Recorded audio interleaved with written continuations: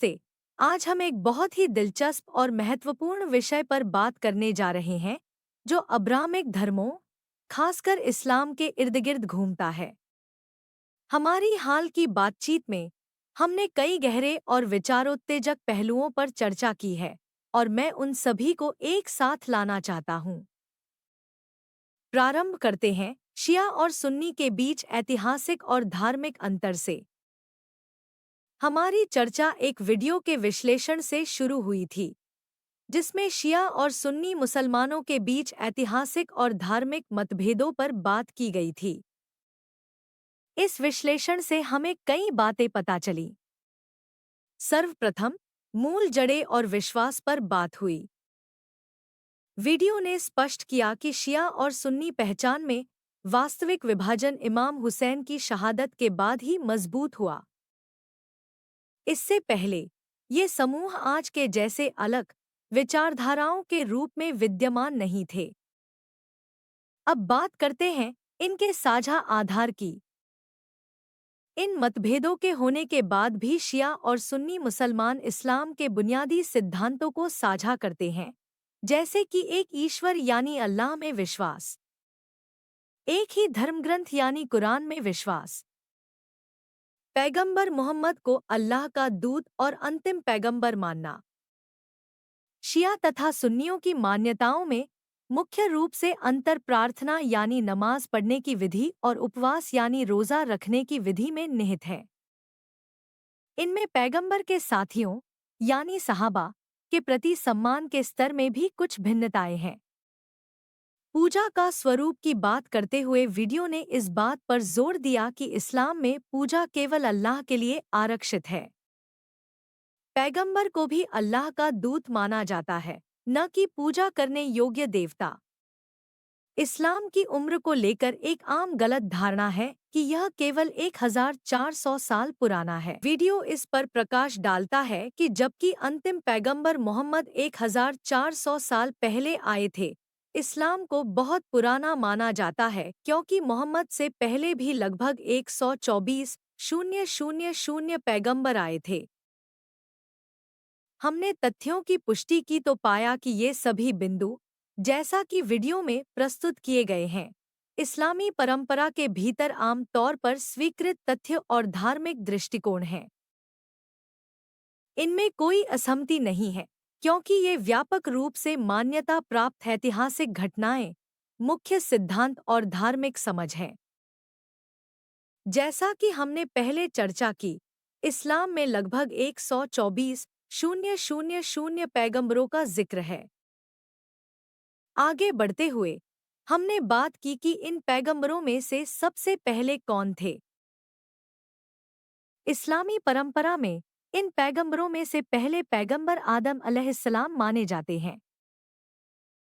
हजरत आदम अल्लाह के द्वारा बनाए गए पहले मनुष्य थे और कुरान के अनुसार पहले पैगंबर भी।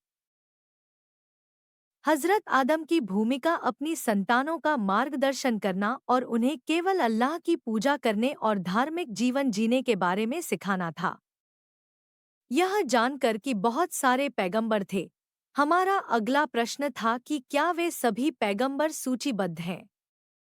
यह सच है कि सभी 124,000 पैगंबरों के नाम कुरान में नहीं हैं, लेकिन 25 पैगंबरों का कुरान में स्पष्ट रूप से उल्लेख किया गया है।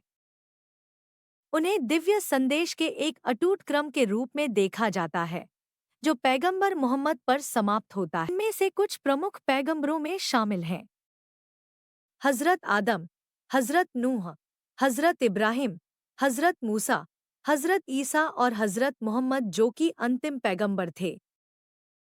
अंत में हमने एक जटिल प्रश्न पर बात की कि वे कौन से मतभेद हैं जिन पर अब्राहमिक धर्मों के अनुयायी यानी यहूदी धर्म, ईसाई धर्म और इस्लाम के अनुयायी आपस में लड़ते हैं। जबकि ये सभी धर्म अब्राहम और एकेश्वरवाद में अपनी जड़ें साझा करते हैं, उनमें महत्वपूर्ण अंतर भी हैं जो ऐतिहासिक रूप से टकराव का कारण बने हैं। ईसाइयों का मानना है कि यीशु ईश्वर के पुत्र और ईश्वरीय हैं, जबकि यहूदी उन्हें मसीहा या ईश्वरीय नहीं मानते हैं। मुसलमान यीशु को एक महत्वपूर्ण पैगंबर मानते हैं, लेकिन ईश्वरीय या ईश्वर के पुत्र के रूप में नहीं। मुसलमान पैगंबर मोहम्मद को अंतिम पैगंबर मानते हैं, जबकि यहूदी और ईसाई उन्हें पैगंबर के रूप में स्वीकार ही नहीं करते। अब बात आती है पवित्र भूमि और स्थलों पर दावे की। यरूशलेम जैसे पवित्र स्थलों पर अलग अलग समुदायों के दावे लगातार तनाव का स्रोत रहे हैं, और इज़रायल एवं फिलिस्तीन संघर्ष का भी मुख्य कारण यही है। प्रत्येक धर्म अक्सर खुद को अंतिम सत्य का धारक मानता है, जिससे कभी-कभी हम बनाम वे यानी वी वर्सेस दे की मानसिकता पैदा होती है। संघर्ष केवल धर्मों के बीच ही नहीं, बल्कि उनके अपने भीतर भी विद्यमान है, जैसे इस्लाम में सुन्नी शिया विभाजन या ईसाई धर्म में कैथोलिक और प्रोटेस्टेंट के बीच ऐतिहासिक संघर्ष। यह याद रखना महत्वपूर्ण है कि ये मतभेद आवश्यक नहीं कि संघर्ष की ओर ले जाएं। विभिन्न अब्राहमिक धर्मों के कई लोग शांतिपूर्वक सहअस्तित्व में रहते हैं, बल्कि अक्सर ये हमें एक दूसरे को बेहतर ढंग से समझने और सहअस्तित्व के नए रास्ते खोजने का अवसर भी देते हैं। हालांकि जब इन धार्मिक और ऐतिहासिक मतभेदों को राजनीतिक, आर्थिक और सामाजिक कारकों के साथ मिलाया जाता है, तो वे गंभीर विवादों का कारण बन सकते हैं। हाल ही में हुई घटनाएं भी इसी बात का संकेत देती हैं।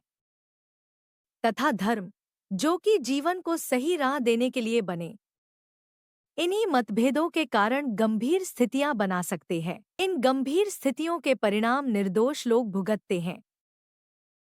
अलगाववाद, आतंकवाद, युद्ध के दुष्परिणाम सदैव निर्दोष नागरिकों के जीवन को अस्त-व्यस्त करते हैं। यदि अब समय रहते विश्व इस पर मंथन करे तो तभी कुछ बदलाव के मार्ग खोजे जाने की संभावना है।